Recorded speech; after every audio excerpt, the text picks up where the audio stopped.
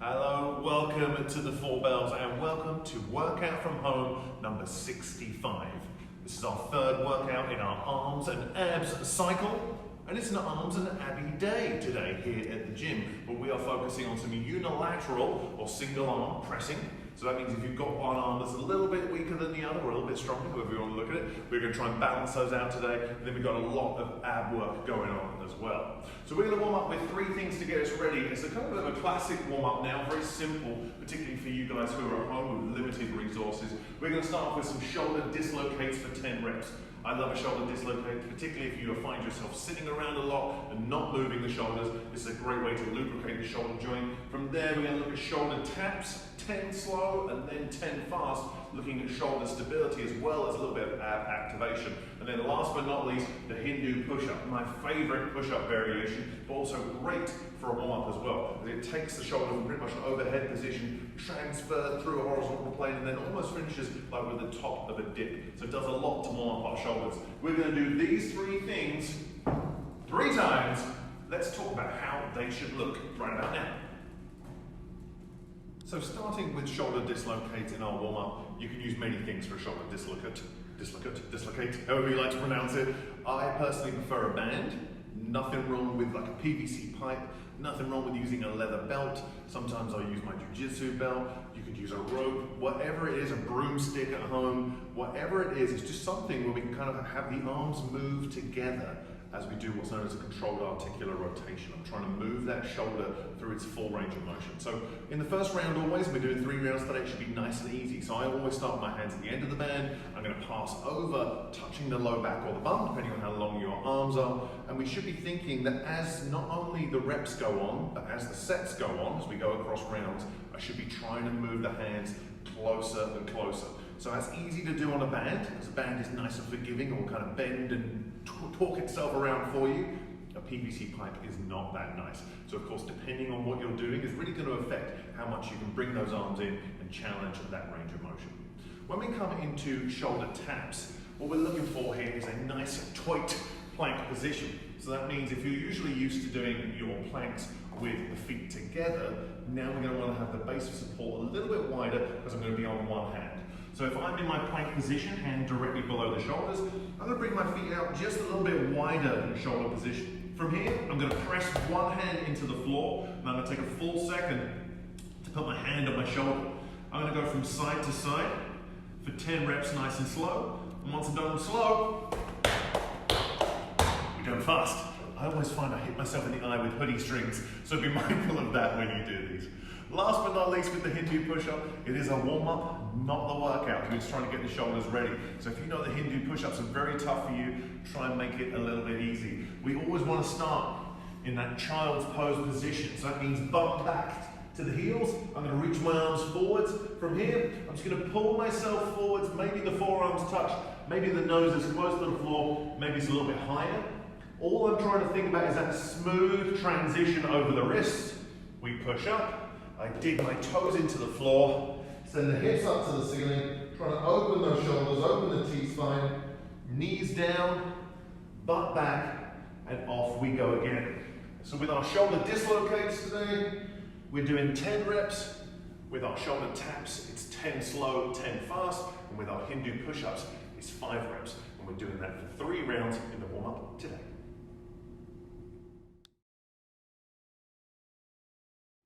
With our strength piece today, as I said in our little welcomey, intro-y section, we are looking at unilateral pressing today with some ab work. So that means that we've got 5 sets to do. Each set is 3 minutes long. Within that 3-minute window, 2 minutes. 2 minutes? 2 90-second segments is what we're looking at today. In my first 90-second segment, I'm going to do some kneeling press. The kneeling press, great at not only dealing with vertical pressing, do I have one arm that's a little bit stronger than the other and trying to balance that out, but also with that kneeling split base that we have, really helps us with some ab activation as well. So we're going to do 10 reps on our second strongest side and then 10 reps on our strongest side, and ideally, if we can, trying to get a little bit heavier as we go across our 5 sets. From there, we get into our next 90 seconds, half of that time 45 seconds is going to be doing a plank on the elbows today. We're planking on the elbows, trying to remove some of the shoulder stability because we're going to need the shoulders a lot throughout today. So we're trying to save the shoulders a little bit and just focus really on a really spicy ab engagement. So we're going to do kneeling press or plank on the elbows. We're going to do that 5 times. Let's talk about how they should look. With our strength piece today, we're doing kneeling, pressing, and planking on elbows. So it's a nice day just to kind of stay on the floor. You don't need to go far. You can just hang out in one spot, really. You don't need a lot of space to get it done. What we are trying to think about today is when I'm doing my kneeling pressing, is dealing with unilateral imbalances. Do I have one arm that's a little bit stronger than the other? And trying to fix that if we can. Of course, that's going to be affected by, the stuff you have available to you. Are you going to use a dumbbell? Are you going to use a kettlebell? Are you going to use a barbell? Whatever you happen to use, yes, you can use a bilateral thing, both arms working together if you can, but if you can do one arm, you should do one arm. So how do I get started? Ideally, I want to have something soft underneath my knee, but I'm in this kneeling position, and I want to make sure that whatever side of knee is down, I'm pressing on that same side. Another way to look at it for some people who struggle with that psychologically is whatever side I'm pressing on, the opposite side knee should be up. So whatever works best with you in your brain box is what you should be doing. From here, as we mentioned, big component of ab stability here, so I need to brace the abs to make sure that when I'm pressing, I'm just keeping the bicep close to the ear, and it should be a nice strict press as I'm doing my 10 reps on one side and then 10 reps into the other. What I'm trying to avoid is as weights get heavier, trying to counteract movement with my torso. What we see a lot of is people pressing and they start to lean back, or people pressing and they kind of lean out to the side. We're trying to keep the abs as tight as possible as I'm doing my press. And of course, once I've done 10 on one side, we switcheroo with the knee, switcheroo with the hand, and we do our 10 reps on the other side too. When it comes to planking today, planking on elbows, the reason why we do a lot of planking on the hands in the gym is because it helps to engage the serratus anterior, which is connected to our rotator cuff, and also helps with lockout strength at the top of push-ups, top of bench press, to overhead pressing. The stronger our serratus is, it helps us with shoulder stability. But we know we're going to need the serratus a lot later in our conditioning piece, so we're not going to tire that guy out too soon. When I'm doing my planking on my elbows today, for me, I like to sit up like a little sphinx. Little Egyptian sphinx, elbows straight underneath the shoulders, hands out in front. I personally like to create like a little triangle with my hands. That's what works best for me, but what works best for you is entirely fine. From here, I'm going to dig the toes into the floor, and I'm going to come up into that plank position. So I'm going to think, squeeze the butt, try and bring my toes towards my elbows, drive my elbow down towards my toes, and try and brace as hard as possible. It's very easy when planking to be kind of passive, just kind of hanging out, doing stuff. We want to try and brace as hard as possible, particularly if planking is very easy for you. And if you find that planking is extremely easy for you, and you have the resources, you can grab yourself a plate, set yourself up like a ninja turtle, elbows on the floor, and then come into our plank from there. So either way, we're doing 10 per side of a kneeling press, and then 45 seconds of a plank on the elbows. And that's what we're doing for 5 sets in our strength piece today.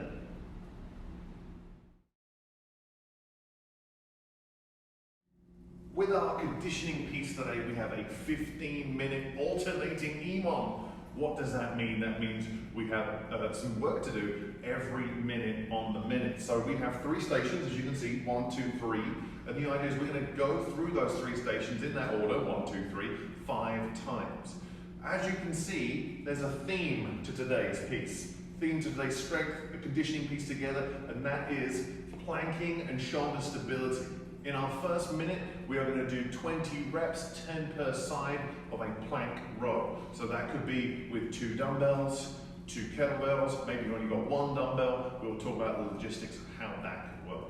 From there into our second minute, with our bicycle abs, I'm going to do 20 total reps, 10 touches of each knee, and we're going to go over how that looks, of course, as well. And last but not least, some plank ups. Depending on how strong you are or what your muscular endurance is like, with not only your abdominal strength, but also your ability to extend the tricep and stabilize the shoulder, we're going to do somewhere between 10 to 15 reps. So the idea in an EMOM is whatever work I have to do, I'm trying to get it done as quickly, but quickly does not mean awfully, make it look beautiful, get it done as quickly as possible and then maximize that rest time before the next minute starts. Let's talk about these 3 exercises today. With our EMOM today, we've got 3 stations. We have got plank rows, which we're going to need 2 objects for, hopefully, or maybe even 1. Might be able to get away with 1. From there, we are going to be getting into bicycle abs, and from there, everyone's favorite tricep extension and abdominal exercise is the plank up. So when it comes to plank rows, what we're trying to do is very similar to what we did in the warm-up with the shoulder tap, which is basically have a nice solid plank position and stabilize one shoulder at a time. But of course, with our other arm this time, instead of touching the shoulder like we were in the warm-up, we are going to perform a row. So that means I should have the dumbbells approximately about shoulder width, so I'm nice and stable through the shoulder. Feet should be a little bit wider than my regular plank position. I'm going to drive one hand in, so one hand drives into the floor, other arm rows back, place the dumbbell down, and drive it back. So we're trying to do 20 reps, alternating for 10 per side for that first minute.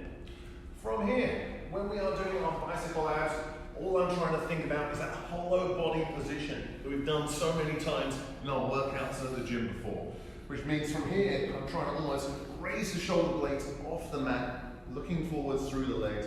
I'm going to bring one knee into the chest, other leg extends forward, and then what I'm trying to do is get opposite elbow and opposite knee as close to each other as possible. Slow and sexy as we do our bicycle abs. Last but not least, the old plank up. With the plank up, a mat is nice. Protects the elbows a little bit if you start getting a little bit tired and start dropping towards the floor. So ideally, I'm going to start with my hands on the mat, get into my plank position, and it's going to be elbows, elbows, hands, hands. If I can, then starting with the other arm. Elbow, elbow, hand, hand. And the mantra for both the plank up and the plank row is just trying to make sure we're not letting the hips wiggling around. We're trying to keep the abs as tight as possible. So that's our EMOM today. First minute, we're trying to do 20 plank rows. Second minute, 20 bicycle abs. In our third minute, 10 to 15 plank ups. And we're trying to get that work done as quickly as we can so we can maximize our rest before we get into the next minute. Have fun, let us know how you get on.